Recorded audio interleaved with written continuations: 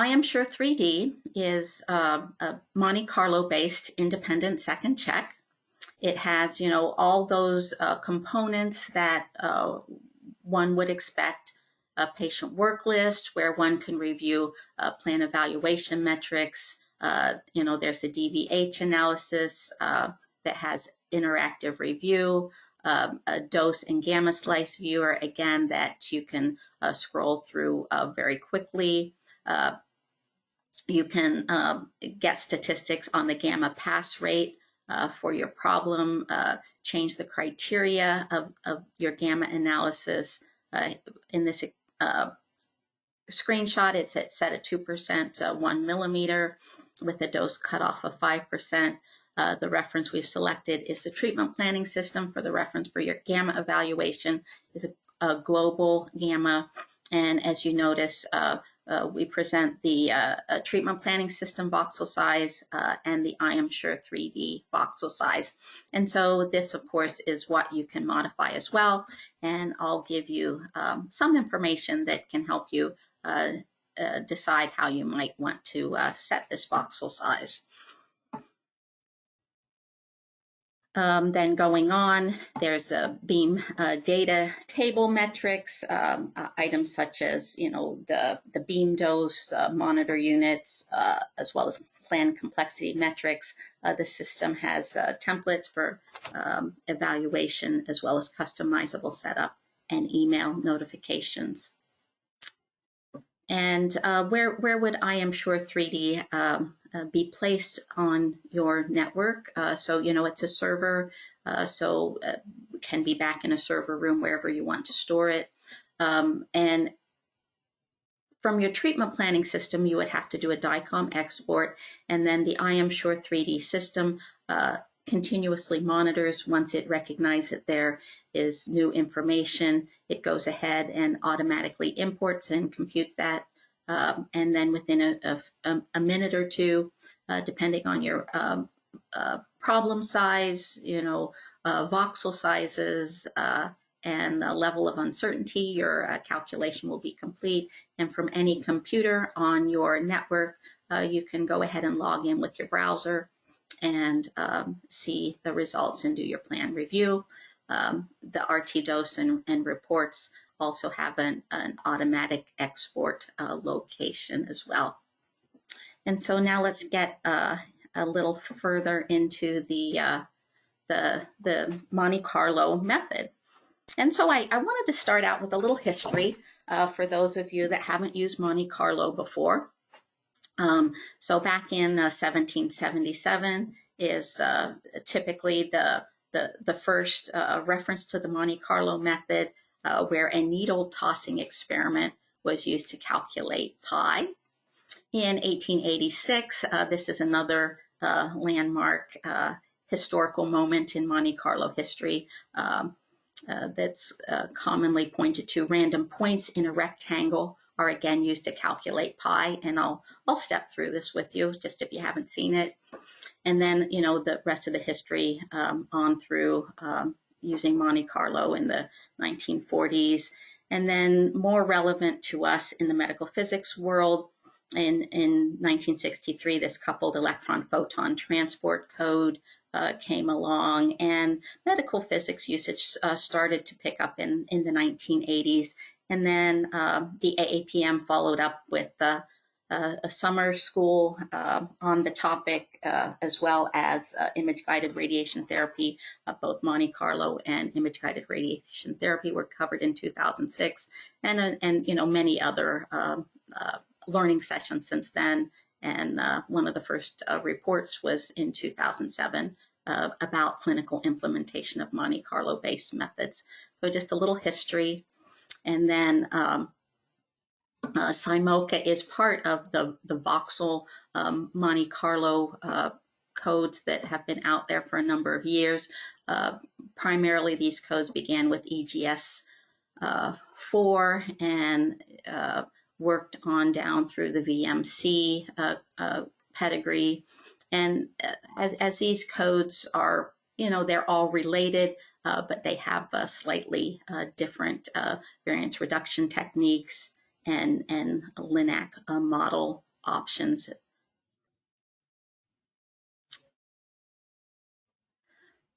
So in the Monte Carlo history, I just want to step through this use of random points to calculate pi.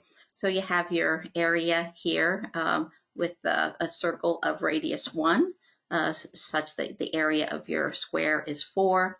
Area of the circle, of course, pi r squared. And what we're looking at is a fraction of random points inside the circle. So these points were randomly placed in this area. And then to calculate pi, you just have to go in, count the number of points or compute that over the total number of points. And of course, the more points, the more random points, the better your approximation of pi. And so as you know, this area fills with points, your approximation gets closer and closer to the true and expected value. And that's just a lead into why do Monte Carlo methods work. And it's basically the law of large numbers. As n increases, the uncertainty decreases, and then the central limit theorem, which in essence states that the expectation values and the Monte Carlo calculated value become closer as n is increased. So those are just a few introductory items. So what are the essential components of that Monte Carlo code?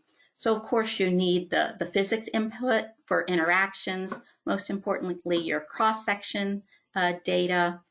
You have to have a good random number generator. You know, a while ago that was quite a concern, but now they're all quite robust. So I won't speak about that more. You have to have a method for sampling from a probability distribution function. So that is a method to sample these input interactions. And then a method to accumulate results, you know, your bookkeeping. So that's the histories. And I have these numbered, and so we'll go through these in a bit more detail during the presentation. And then number 5 is the geometry description. You of course have to model the LINAC accurately, and then you have that CT information for the Monte Carlo tracking for the dose deposition in the patient geometry.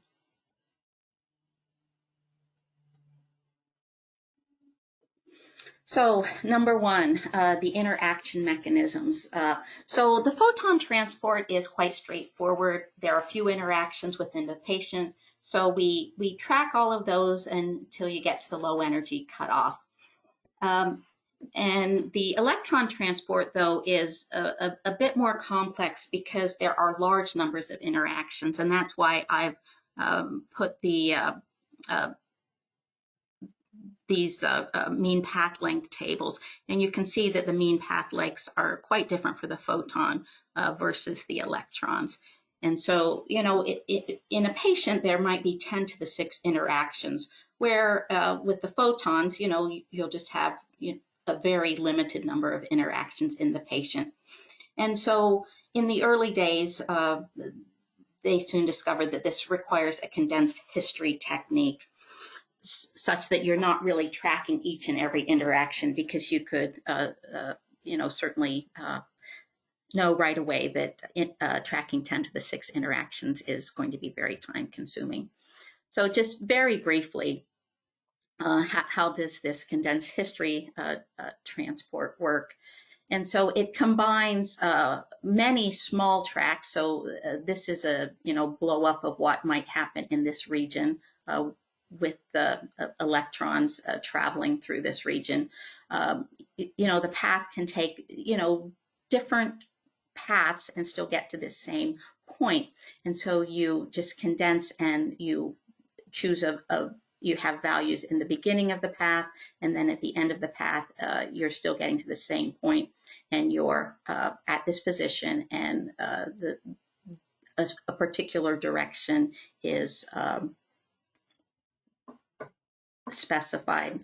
And so there's a step size parameter that's not something that's modifiable, but this is a method used by all general purpose Monte Carlo codes, as well as the fast codes used for the treatment planning and QA systems that use Monte Carlo. So it's just a mechanism to condense the electron transport. And then the next thing that we need to think about is how do you sample? So you sample the parameters of the path length, for example, using a probability density function. It's always non-negative. It always integrates to 1. And so you have a uniform random variable that you can go in and select from your material specific information for your transport. And I'll go ahead and give an example of how that works. So for each event, there's a probability of interaction. So for example, for a 2 MeV photon, you might have one of 3 interaction types, of course. We know specifically the cross sections. You can look that up. And then those cross sections provide for you the probability of interaction. And then we review those so that they are fall in this range from 0 to 1. And you use a random number generator to determine a value of 0.78. And so which interaction type is this going to be then? Of course, review the table, and this is going to be a Compton scatter event. And that's how the sampling, another quick example for a 0.015 MeV photon. You know, again, you have your interactions, your probability density function, you have your random number. For example, 0.432 is the random number that is generated.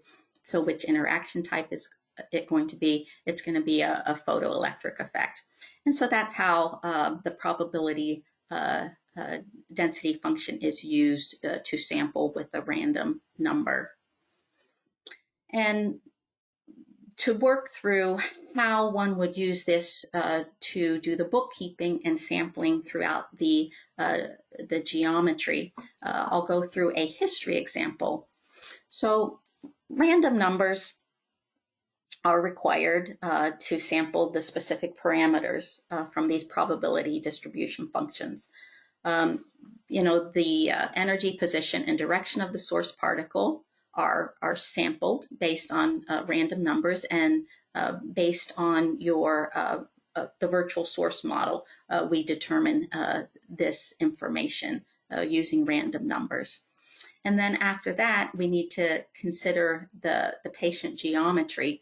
And so then you have material information defined by your CT data set so that you can determine path length information. So this then, of course, is the probability of traveling a distance in a material, which depends on these probability functions, okay?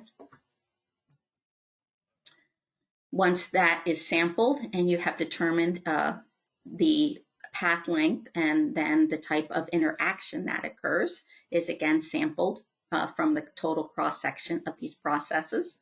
There may be a secondary particle that is occurs depending on, you know, which type of interaction it is. And again, then you would start tracking that particle again. And then this continues on until the particle deposits its energy, exits the geometry, or reaches the low energy cutoff where the energy is just deposited there. And this process is called the history.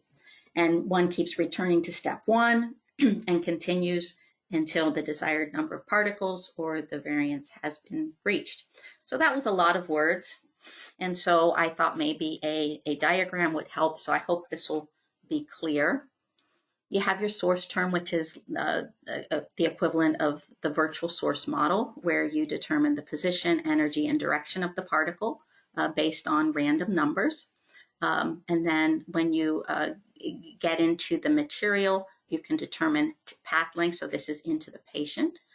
and then you determine a collision type in that particular material. If it doesn't change materials, there may be an initial dose deposition from the collision type, or a new particle and direction may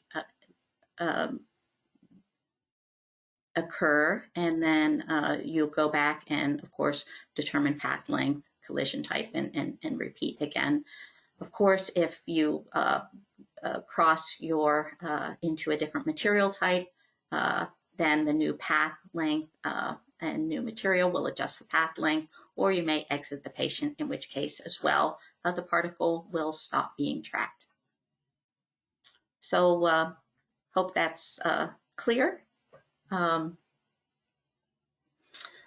next thing I'll move on to is just a little discussion about the statistical uncertainty of Monte Carlo results.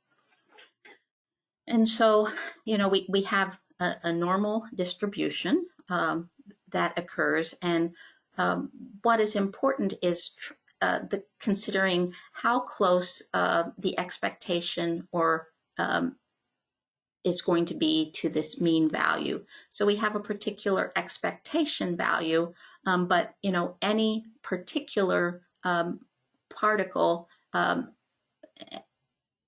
and problem may be tracked such that the uncertainty is, hasn't reached the mean value yet if you're not using, say, an adequate number of particles in your problem. So it's a consideration.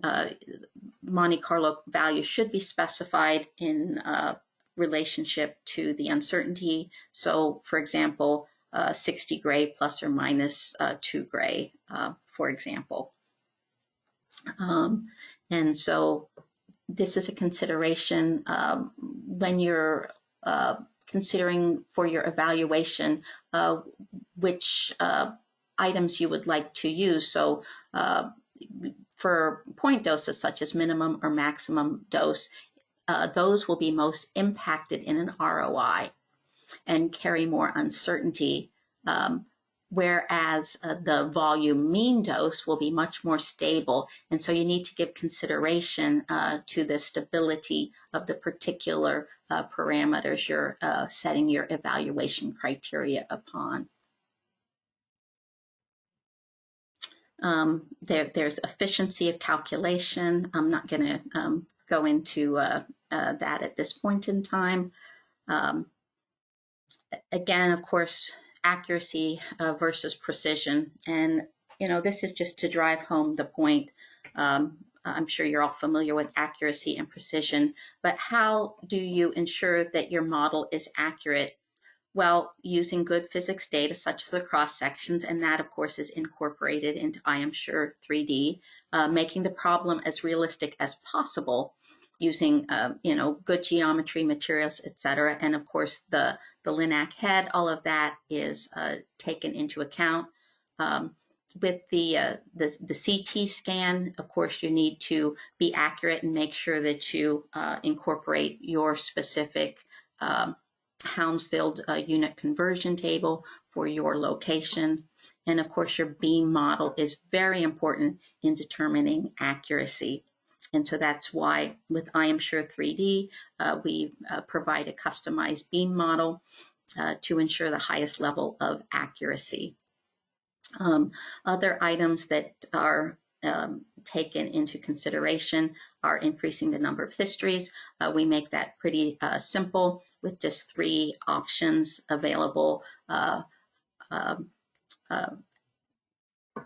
within the software, and so you just select one, and then using good variance reduction techniques, which of course is already integrated and within the software. So I just wanted to show this figure, and perhaps you've seen it before.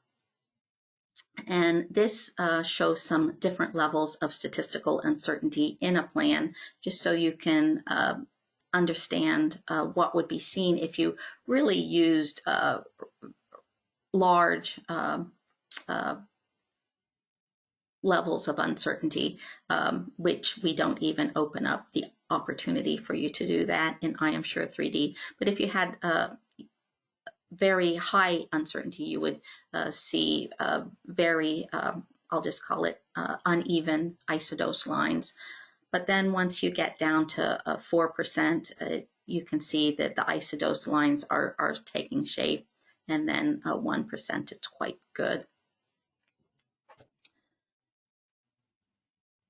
And so now I'm going to kind of move to a different topic, dose to water versus dose to medium, because that is an option within IMSure 3D. And so a Monte Carlo computation naturally calculates dose to medium because you have the material properties of the particular voxel. But then as in the industry, dose to water has been the default specification for multiple years. And so the method used to convert from a dose to medium versus dose to water is just to use the stopping power for the material present, and the density, of course. And so it's just when you're selecting dose to water rather than dose to medium, you're just doing a stopping power correction to the data. So you are still actually doing all of your tracking and everything through the medium as one would expect with a Monte Carlo computation. I seem to be missing a slide in here, unless I went past it. I had a slide that seems to be missing in here. Here it is. A little out of order. So I wanted to take a few minutes to consider another voxel size issue that you should take into consideration for a Monte Carlo calculation.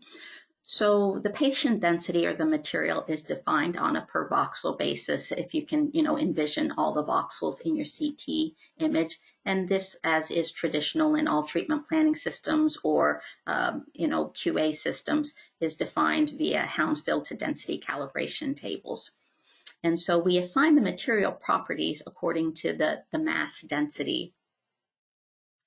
And then, so each voxel has its own material properties. Another item to think about when you're thinking about voxel size considerations are the dose values.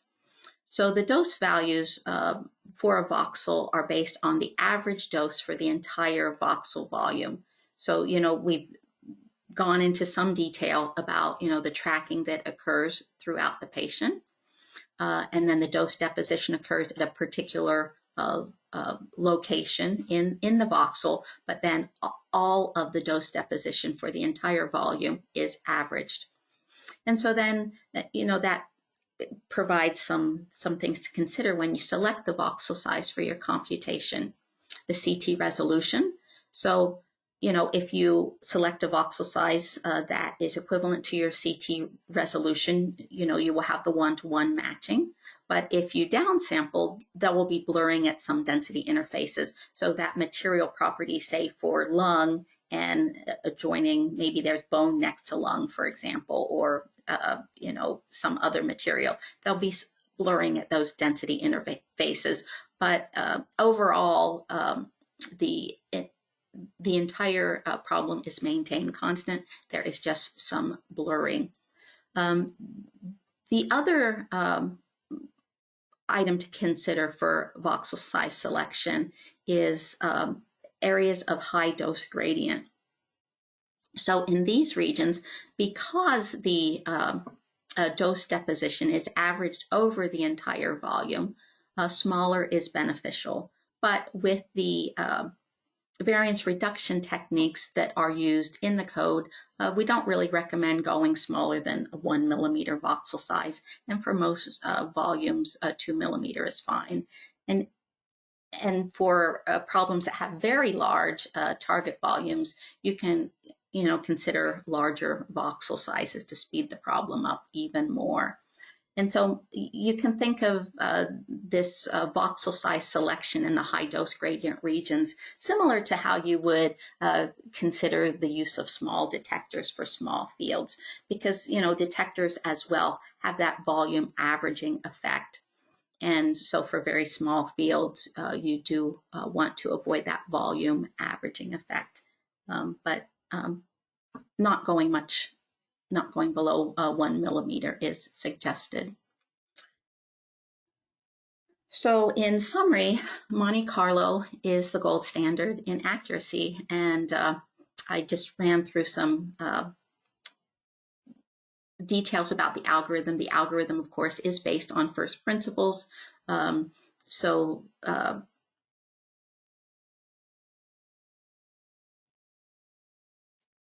then the tracking, the history of a particle to deposit dose. Of course, you can see that is using good cross-section information. The particle generation accuracy is dependent on a custom beam model, which is provided.